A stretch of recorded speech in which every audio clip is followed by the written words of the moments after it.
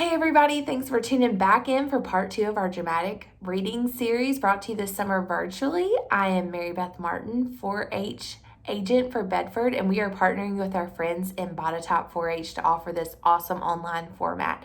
So last week I talked to you about volume as a part of paralanguage that helps us build on those skills for dramatic reading.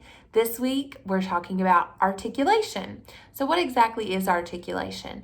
I took to the internet and looked up by definition. Articulation is the clear and distinct sounds in speech and the formation of that. So basically, you want to make sure that you're understood. You're speaking clearly, you're not mumbling.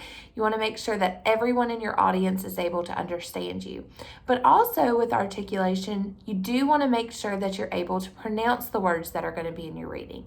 So as you're selecting a passage, you might want to skim through, make sure that you're familiar with all the words and you know how to pronounce them. If not, you might want to ask a trusted adult or maybe a parent, an older family member that might have more experience with language and see if they know how to pronounce that word. If not, no fear. You can always go to the internet, type that word right in, and you can ask Google to pronounce it for you. Most of the time, that works pretty well for me.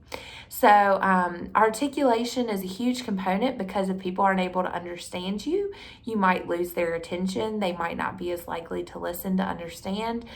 So you do want to make sure that you articulate your words in a way that's going to make it easier for your audience to stay engaged. We can't wait to see you back next week for part 3.